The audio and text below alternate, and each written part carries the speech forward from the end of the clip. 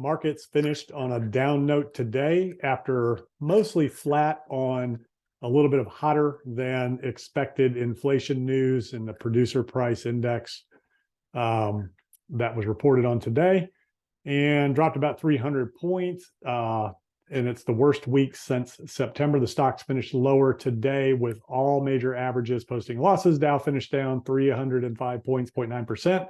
S&P down 0.73, NASDAQ down 0.7.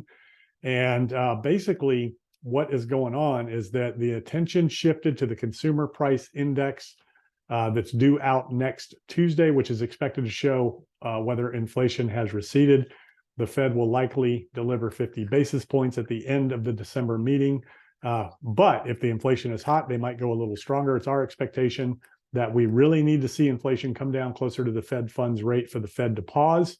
And we still have quite a bit of delta between those numbers, is what one of the Fed members, or Stephanie Lang, Chief Investment Officer at Humrick Berg.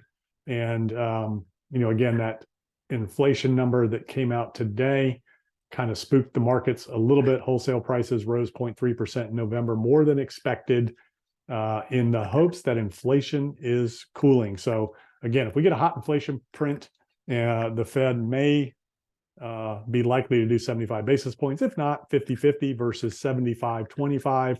But they definitely are targeting that 5.5% Fed funds rate to get it above inflation, if and when inflation can get back down into the 5s and 4s, and then we go into recession watch into next year like we've been talking about. So right now, here's Bitcoin still kind of ranging in this area here, a little bit up and down, tried to push the upper range again, lost that with the markets and is now pushing down. So price is going to continue to consolidate in this range, and the likelihood of another shot to the downside to test this low is probably in the cards, maybe through the weekend, maybe going into next week. May not happen until next week based on what the Fed does and what inflation does. If it's good news, then we might see maybe drops to the lower end of this range, might see a rebound back up and push the upper end of this range to the 18,000 level. And if it's bad news, then definitely going to retest the bottom here, maybe crack it and move on to those lower levels. Let's take a look at the Dow here. Continuing the downtrend here, had a little pause, kind of like back in August, continue to work its way down. NASDAQ, same thing, a little bit of a pause like back in August, continuing to work its way down. Same thing with S&P. So all of the levels on continuation. The VIX continuation, it's run up, kind of like the last time we saw.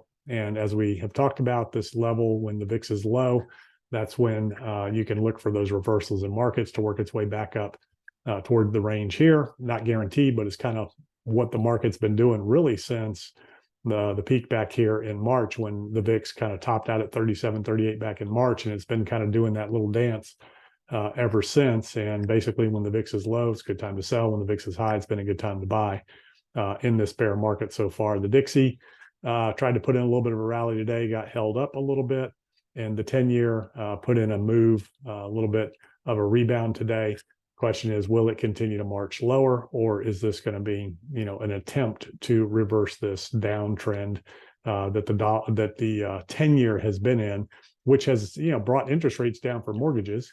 So a little bit of a reprieve in the mortgage market, but this time of year is the slowest time of the year in the housing market, so not really affecting a whole lot of demand. Definitely not in the refinance, because the rates are still really high for a lot of people that are already locked into low rate mortgages. Oil is a topic of conversation lately, and dropped down to 70 a barrel, found support, bounced back. So the question is, where will oil fall? Will it fall back to that $60 a barrel range, where you have the last major support that was tapped a couple of times before it went back on that run? And right now, there's a little bit of consensus it's going to check that $60 barrel range again.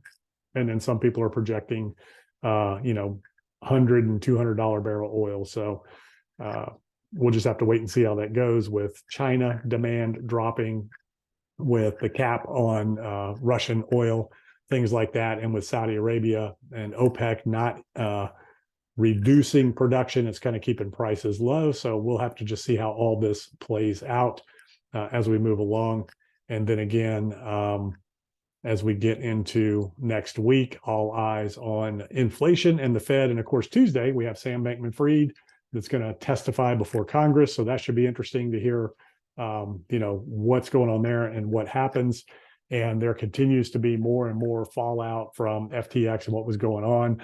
But as that gets uncovered, then we are likely to see potential exposure of other things in the space, like we talked about with Binance, Tether, those types of things. And so there could be some shockwaves through the industry with FTX as the Justice Department, SEC, CFTC, federal authorities around the world start to dig in and start to follow the money and chase that down and find out what was really going on with FTX. So interesting times, a lot going on, a lot happening. We'll get a lot more color next week on what inflation is looking like. Has it really peaked, plateaued? Is it starting to come down? Is the Fed's work starting to have a little bit of an effect? And then what's the Fed's response to that going to be? And what is their guidance moving forward? So we get a lot of clarity next week, then we can get through the holidays, maybe get a nice little Santa Claus rally. And like I said, we've been looking for the markets to decline into all of that, maybe drop a little bit depending on the Fed, and then we can start looking for that Santa Claus rally. So we will dig into all that next week. Until then, these are the things I'm looking at. I will see you on the next video.